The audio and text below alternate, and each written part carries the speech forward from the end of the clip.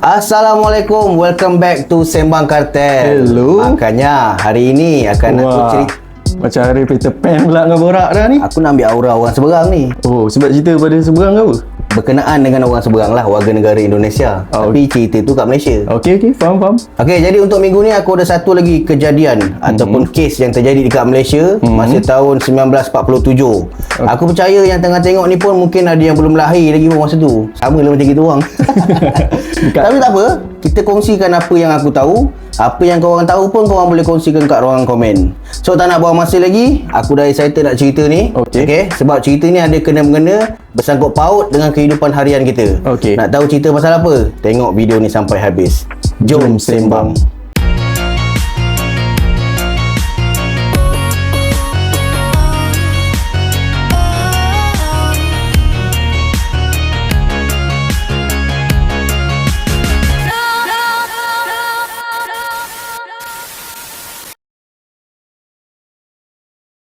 Okey Rap, sebelum aku nak ceritakan pasal dia ni lah. Aku mesti nak kasih kau kenal siapa dia ni. Macam biasa lah. Ringkasan dia lah, sikit pasal dia lah. Nama betul dia Mak Taram bin Saal, ataupun dia orang kenal dia sebagai Uto lah. Utuh macam tu. Jangan mencarut. Okay. Ini bukan mencarut. Uto tu yang Lando Zawawi. Oh, aku kan dia geng-geng Tak ada kena-kena. Dia ni lahir pada tahun 1917. Okey, dia ada seorang isteri nama Aminah binti Yusof. Okey, dia ada 3 orang anak. Dia ni warga negara Indonesia. Tapi dia dah lama menetap kat Malaysia ni tau. Pasal dia mengusahakan satu ladang dia sendiri. Dengan dia ada rumah sendiri dekat Perak ni lah. Jadi dia kaya lah tu. Ada ladang. Kaya. Sebab sekarang kalau ada orang ada ladang, kira kategori kaya lah. Kategori loaded sikit lah kan. Pasal dia ada bisnes dia sendiri. Betul. Tapi yelah, tahun 1947, dah 30 tahun dah umur dia masa tu. Jadi waktu tu tiba-tiba lah terdetik kat hati dia ni, dia rasa nak balik kampung. Pasal dah lama tak balik kampung. Lepas tu? Kalau kau jadi dia pun, mesti kau macam rindu kampung kan. Memang lah. Jadi kampung dia ni terletak dekat Sumatera, Indonesia sana. Oh, okey. So dia pun plan lah anak bini dia semua nak bawa balik kampung lah. Jadi nak balik kampung ni kau pun mesti tahu, duit mesti mau pakai betul lah. Mesti mau lebat duit mesti mau lebat, takkan kau nak balik tangan kosong. Mau halau kau balik. Jadi apa yang si Uto ni buat masa tu, dia jualkan ladang dengan rumah dia yang ada kat Perak tu pada seseorang dengan harga 200 masa tahun 1947 masa tu. Ladang dia jual 200 je? Ladang dengan rumah 200. Time tu je lah. Sebab time tu kopi pun 50 sen. Tahu pun kau. Kopi 50 sen tu mahal aku rasa. Pun ada orang hutang. Erol, ini kau minum kopi 30 sen belum bayar, kau dah pergi yang mana duitnya? Nah, Wak, lain kali bila kita orang minum kat sini, janganlah minta duit. Kira saja tak boleh. Kira saja ya. Ini kedai kopi kau ingat bapa kau ada pusing dengan aku kan? Jadi bila dia dah jualkan rumah dengan ladang dia tu, dia pun dah dapat duit 200 tu, dia pun plan lah dia dengan anak bini dia untuk nak balik kampung. So apa yang dia buat, dia nak beli tiket ferry daripada Singapura untuk balik ke Indonesia. Oh, sebab masa tu daripada Malaysia ferry ke Indonesia memang tak ada. Ada, tapi mungkin waktu tu kalau daripada Malaysia nak ke Indon naik flight kan. So naik flight kau faham lah, tiket dia mesti mahal punya. Sebabnya ferry ni antara alternatif lain selain daripada kau naik flight tu. Yang murah lah, yang boleh dikatakan murah, transport masa tu lah. Betul. Jadi dia pun bawa lah anak bini dia pergi ke Singapura. Bila dia anak beranak ni dah sampai kat Singapura, dia tukar baki duit jualan ladang dengan duit rumah dia tu pada dolar Singapura. So masa tu dia cuma dapat 30 dolar Singapura lah. Ya, sebab dia dah jual RM200 kan. Dia jual RM200. Lepas tu perjalanan dari Malaysia nak pergi Singapura pun makan duit. Betul. Jadi adalah balance sikit duit tu untuk dia tukar pada dolar Singapura. Yang dia dapat masa tu 30 dolar Singapura. Sedangkan tiket dia ferry anak beranak $40. Tak cukup $10. Tak cukup $10. Habis apa dia buat tu? Uto ni pula dah jadi jam lah masa tu. Ya, tapi disebabkan $10 tu yang dia tak cukup tu, mesti dia berfikir. Benda dah lama dekat Malaysia. Benda dia dah rancang, tiba-tiba pula tak cukup duit nak beli tiket balik kampung. So dia pun buat keputusan anak beranak untuk bermalam kat Singapura dululah. Nak tenang-tenang fikiran ataupun nak cari cara lain macam mana dia boleh balik kampung. Dan bermalam tu pun dah pakai duit lagi. Bermalam pun nak pakai duit lagi. Jadi bini dia ni katakan masa dia bermalam tu selama 2 hari kat Singapura tu, memang dia jadi pendiam masa tu. Oh, dia dah start macam fikir. Dah start aku rasa dia dah macam overthinking tau. Aku rasa dia dah start depressed pun ada. Macam kemurungan pun ada. Ya. Kan pasal benda yang dia nak tak dapat. Sebab dia rancang tu untuk family dia tau. Betul. Bukan untuk diri dia seorang. Kalau Lagipun diri dia nak balik seorang dia kampung. boleh ni sikit. Betul. Jadi bila hajat dia tak sampai, mestilah kalau aku jadi dia pun aku jam siap kan. Betul. Lepas 2 hari dia bermalam kat Singapura. Okey. Okey, masa tu 9 Oktober 1947. Mungkin agaknya dah Uto ni dah rasa macam belanja Singapura tu dah mahal kan. So dia pun buat keputusan nak balik Perak. Singapura kita dengan kita memang beza lah dia punya rate. Memang beza lah cerita dia kan. Jadi agak kalau dia stay lagi lama memang banyak makan duit, betul tak? Betul. So dia pun buat keputusan untuk balik Perak. Batalkan aja niat dia untuk nak balik kampung di Indonesia sana. Oh, dia balik-balik ke Perak balik. Nak balik-balik tempat asal dia. Tak Sedangkan jadi. rumah dah jual, ladang dah jual, betul tak? Kalau untuk nak balik ke Perak ni, si Uto ni mesti kena naik kereta api Tanah Melayu. Dan dia akan transit dekat KL. Okey. Okey, jadi dalam perjalanan dia untuk nak transit tu, okey, bini dia ni kata dalam kereta api dia memang senyap aja tau. Bila time makan, suruh makan, dia tak mau makan. Dia tak macam diri dia yang dulu. Dia tak macam diri dia yang sebelum tu. Okey. So suruh ajak borak, anak dia pun ajak borak, dia tak mau layan. Maknanya betul lah, dia dah depress lah tu. Mungkin lah. Masa tu dia dah start datang depress dia lah. Cuma belum agresif lagi. Tapi tak lama mat, lepas tu tak lama. Dalam gerabak kereta api tu juga. Okey, bila sampai kat stesen kereta api Bangi, lebih kurang pukul 6 petang masa tu. Kereta api ni kau pun tahu kan, mesti banyak gerabak, betul tak? Betul. Salah satu gerabak tu yang jual makanan, Macam minuman, kafe. lebih kurang macam kafe. Okey, jadi pukul 6 petang ni pula, okey, dah utuh ni, boleh cakap dah utuh? Boleh? Boleh Okey, dah utuh ni, dia pun pergi kat gerabak yang aku cakap jual makanan tu. Okey, dia keluarkan satu pisau lipat yang ada dalam poket seluar dia masa tu. Pisau lipat tu pun berukuran 4 inci. 4 inci panjang mana saja? 4 inci lebih kurang. Boleh tahan. Dia keluarkan pisau lipat dia tu, kata apa dia buat? Apa? Dia pergi tikamkan 4 orang tentera British yang ada dekat dalam gerabak tu masa tu. Oh, ni cerita dia terus direct dia buat jenayah? Ya. Aku ingatkan dia macam balik kampung dulu ke? Tak ada. Kemurungan seminggu 2. Oh, tak ada. Dia dah depress masa kat Singapura lagi aku rasa. Itu pasal dalam perjalanan untuk dia balik Perak, masa tu dia dah mula datangkan tekanan tau. Dah tak tahan. Jadi dia buatlah tindakan luar daripada kawalan. Betul. So dalam gerabak tu dia dah tikam 4 orang tentera British dengan pisau lipat yang dia pakai tu. Maknanya dia ni orang yang boleh katakan power juga dalam martial art lah. Kau tentera British, tentera mesti ada martial art ni. Takkan tak dia juga. senang nak tikam. Yelah, tapi tak juga. Mungkinlah tentera British tu dalam keadaan tak sedia. Mungkin tengah makan, tengah minum, betul tak? Dia datang, orang pun tak syak, dia ni siapa kan? Tiba-tiba tikam aja kan? Jadi kereta api masa tu terpaksa berhenti sebab nak settlekan dia ni tau. Pasal kalau kereta api terus berjalan, mungkinlah akan datangkan mudarat, akan datangkan masalah pada orang lain yang ada kat situ. So kereta api pun berhenti. Mak utuh pula. Mak taram. Mak utuh pula. Bila kereta api dah berhenti, masa itulah dia ambil kesempatan untuk lari keluar melalui tingkap. Kau tahu dia lari ke mana? Dia lari pergi masuk dalam hutan yang ada berdekatan dekat kereta api tu berhenti. Maknanya kereta api tu sekarang landasan dia dekat belah-belah hutan lah. Waktu-waktu macam tu mana ada bangunan sangat pun. Betul lah. Banyak hutan aja dulu kan. Tapi kalau kau tengok rel kereta api sampai sekarang pun memang lalu-lalu hutan juga. Betul, jauh daripada orang. Jadi bila kereta api dah berhenti, dia terkejut lompat lagi pada tingkap. Dia keluar terus lari masuk dalam hutan. Habis family dia? Family dia tinggal. Bila dia dah lari masuk dalam hutan tu, dalam kepala dia satu benda je. Misi dia masa tu untuk nak balik kampung dia je kat Perak. Tapi dalam perjalanan dia, itulah, bukan setakat 4 orang tentera British tu je. Dalam perjalanan dia tu, ada terjumpa satu lelaki Cina yang dikatakan gelandangan lah masa tu. Dia jumpa satu lelaki Cina yang gelandangan. Dia tikam lelaki Cina tu tanpa sebab dan secara tiba-tiba. Maknanya lelaki Cina tu tak ada tegur dia, tak ada cakap apa-apa dengan dia. Jadi masa tu mungkin dia punya depression, kemurungan dia tu dah makin teruk. Makin teruk kan. Dia tikam gelandangan tu. Lepas dia tikam tu, dia belah macam tak ada apa-apa je. Maknanya memang dia dah tak rasa apa tu. Memang otak dia dah kelain tu. Dia punya tujuan dia cuma nak lepaskan kemarahan dia. Mungkin dia tengah semak. Betul. Dia tengah jam sebab tak dapat nak balik kampung. Tak dapat balik Indonesia sana kan. Kau bayangkan sebab $10 je kau tak cukup, kau tak dapat balik. Ya, padahal kau dah plan lama tu. Kalau kau pun kau akan rasa macam stresnya benda ni. Stres siap. Tapi tak lama lepas tu, dalam dia teruskan berjalan, dia nak balik ke Perak tu berseorang diri tau, berseorangan berseorangan tanpa anak dan isteri dia yang ditinggalkan kat kereta api tadi. Dalam perjalanan dia tu, bila sampai dekat Sungai Tangkas, dia ada tikam lagi seorang lelaki, 2 orang perempuan tua dan 3 orang kanak-kanak. Wah, makin ramai. Disebabkan dia punya kemurungan dia tu, dia punya perasaan dia dah jadi tak tentu arah. Jadi aku rasalah mungkin apa yang dia buat tu pun di dalam keadaan tak sedar. Aku pun rasa dia tak sedar. Betul lah, Sebab dia dah kacau mental benda tu tau. So lepas dia dah tikam tu semua, dikatakan ada lagi 9 orang yang dicederakan.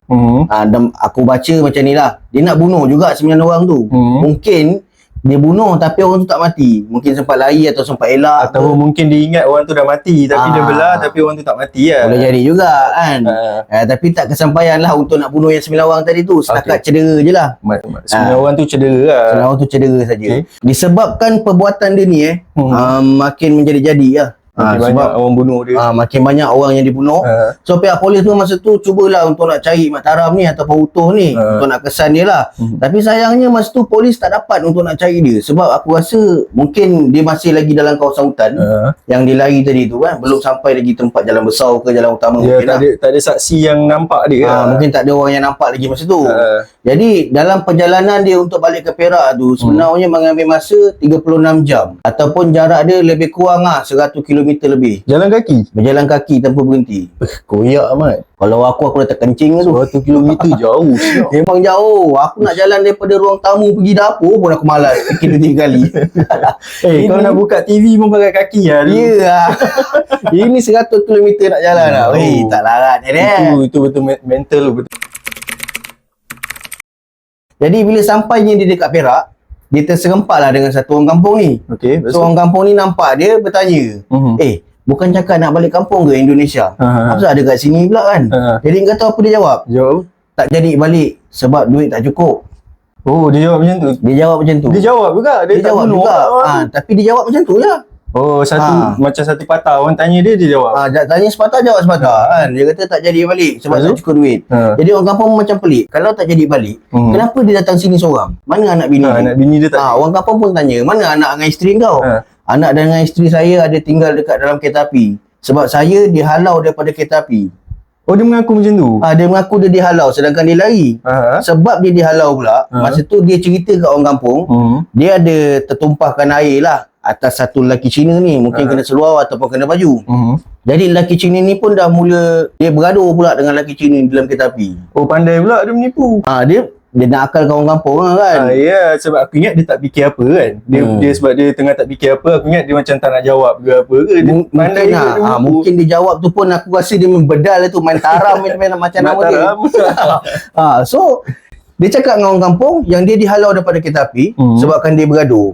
Jadi pihak stesen kereta api ni berhentikan kereta api, halau dia keluar. Tapi anak bini dia tak ikut. Itu yang jadikan orang kampung ni pelik. Macam tertanya-tanya lah. Kalau kena halau baik kena halau satu family. Betul. Jadi bila dah dengar orang cerita dia macam tu, orang kampung pun jadi simpati. Jadi rasa kesian lah. Yelah, mesti kesian ni. Betul. Sebabkan orang kampung ni rasa simpati kan, rasa kesian pada si Mat Taram ni tadi. So orang kampung membawa dia pergi balai polis berdekatan dekat situ. Balai polis Sabak Bernam. Habis lah kantoi lah siap. Belum kantoi lagi. Belum lagi. Masa tu dia cuba, maksudnya orang kampung cadangkan lah untuk buat report lah. Pasal dia kena halau, bini dia pun tertinggal kat kereta api. Untuk buat report lah.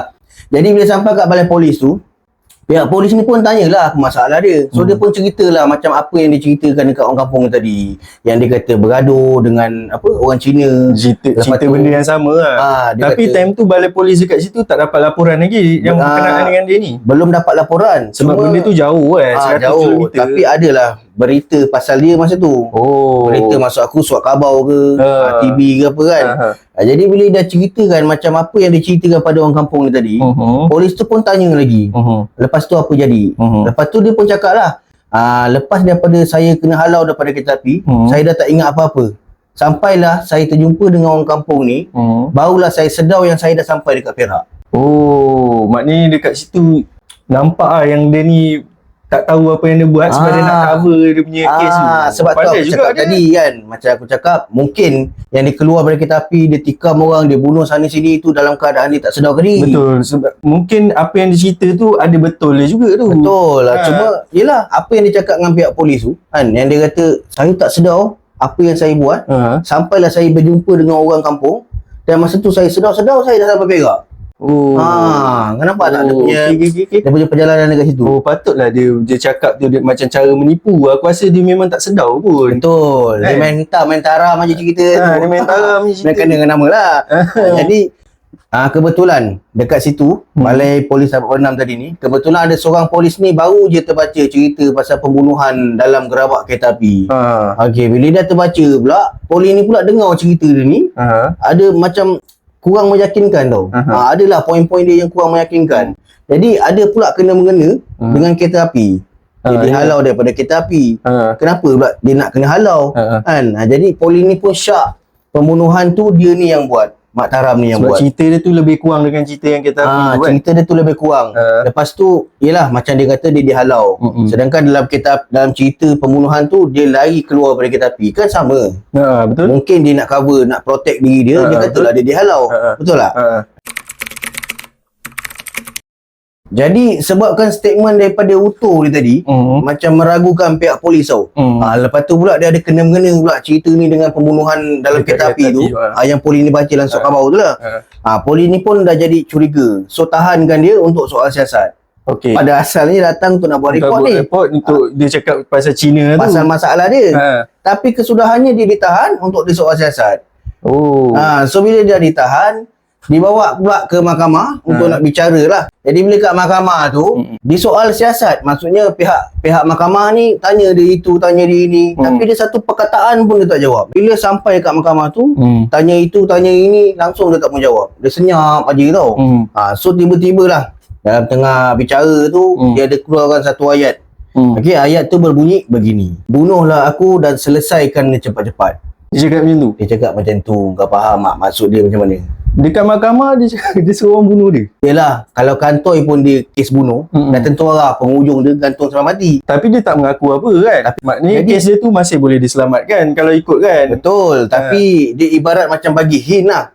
Dia ibarat macam bagi hint. Nak mengaku, takut kantoi sangat. Bagi hint. Sendiri mau faham lah. Bila orang dah cakap macam tu, pihak mahkamah pun jadi pelik lah. Apa salah si Mak Taram ni tiba-tiba cakap macam tu kan?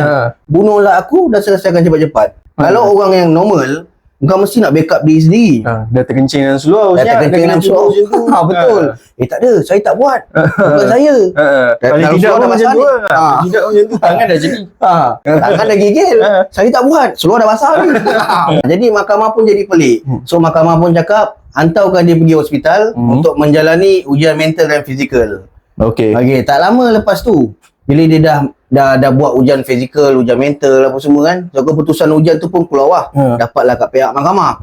Dia ni dikatakan mengidap satu penyakit mental yang dikenali sebagai Amok Syndrome. Amok Syndrome. Bukan bukan. Bukan ni Amok Syndrome. Bukan matahari. Bukan. Ni penyakit. Ataupun Culture Bound Syndrome. Apa benda pula? Culture Bound Syndrome ni, ada yang kata ada kena-mengena lah dengan gangguan makhluk halus. Maksudnya, yelah, bisikan ke ilustrasi apa? Yang bisik-bisik lah. Ilusi. Ilustrasi. Lukis. Yelah, aku dah cakap tadi masa mula-mula sebab dia kemurungan kan? Kemurungan. Dalam perjalanan dia nak balik, dia bunuh orang, tikam sana, tikam sini, dalam keadaan dia tak sedarkan diri. Jadi bila keputusan ujian tu dah keluar, mahkamah pun dah dapat tahu yang dia memang ada masalah mental. Amok Syndrome ataupun Culture Bound Syndrome ni tadi.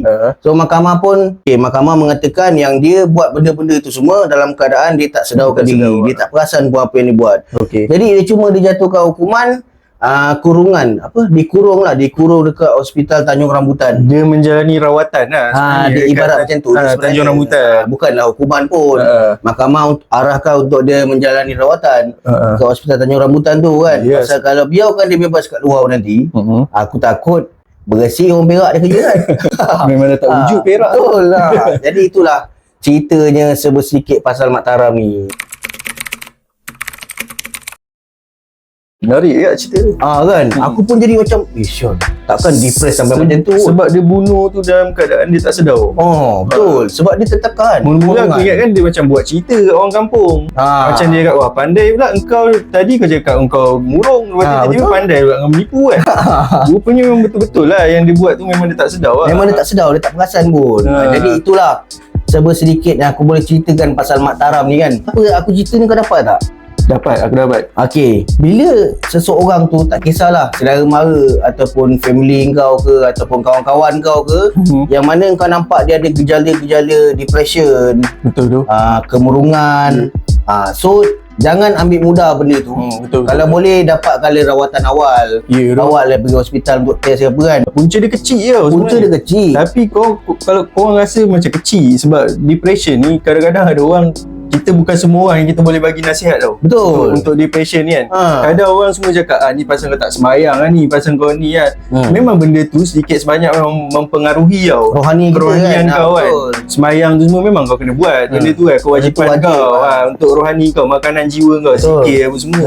Tapi depression ni dia memang satu penyakit yang bukan semua orang boleh bagi nasihat kat orang depression ni. Betul. Kau tak boleh cakap jangan lah, jangan fikir-fikir lah, relax lah. Kau tak boleh cakap macam tu. Tak boleh cakap macam tu sebab kita tak ada kat tempat dia kau. Ha. So depression ni pula bagi aku lah, ada juga aku tengok orang-orang yang depression ni punya reaksi.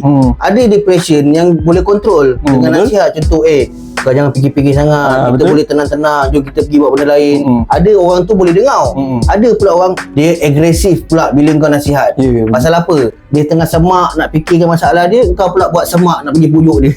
Kan? Lepas tu kadang bila kau cakap macam tu, relax lah, sabar lah. Apa ni, aku kan ada ni. Kau tak ada kat tempat dia. Betul. Kau tak tahu apa masalah yang dia lalui tu. Kau rasa macam kecil je $10, aku boleh bagi lah $10. Sekarang kau duduk dalam kasut aku ke? Sekarang ni kau duduk dalam kasut aku ke? Aduh.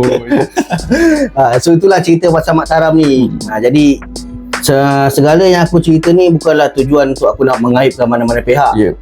Aku cuma nak berkongsi untuk pengajaran ataupun iktibar lah pada siapa yang dapat tengok video ni. Betul. Dan satu, kadang-kadang orang depression ni dia bila berseorangan tau. Jadi kalau korang yang ada rasa macam simptom-simptom yang korang ni boleh terjerumus kepada depression tu, korang pergi lah cari kawan-kawan korang yang berguna lah. Jangan cari kawan-kawan yang tak berguna, ajak kau pergi club je apa semua, mabuk apa semua. Janganlah cari yang macam tu. Hari balik mabuk. Besok bapa nak kau keluar mabuk, balik tak mabuk. Kau carilah kawan-kawan yang boleh tenangkan fikiran kau. Kan. So aku tak cakap lah kawan-kawan kau jahat kan. Tapi pandai-pandai lah pilih kawan. Pandai, betul. Habis cerita aku sampai kat sini. Gerap, apa yang kau dapat daripada cerita aku ni, macam biasa, kalau ada info-info yang aku tertinggal ataupun info-info aku yang tersilap fakta, korang boleh betulkan juga dekat ruangan komen. Tapi tekak aku pun sampai dah kering bercerita ni, dah tengok sampai habis ni, alang-alang tekanlah button subscribe dan button loceng. Jangan lupa like sekali video ni, share pada member yang ada, yang kau kenal, saudara mara yang rapat dengan kau. Biar dia orang tahu sikit lah pasal kes ni. Okey, kau ada apa-apa cakap tak? Terima kasih lah kat korang ni semua. Itu je. Wah, aku ingat engkau yang murung ni. Tak membantu langsung. Baik aku tak payah tanya. Okey, terima kasih sebab dah tengok video ni sampai habis. Jangan lupa teruskan support kami Sembang Kartel. Sekian akhir kata daripada kami. Assalamualaikum warahmatullahi wabarakatuh.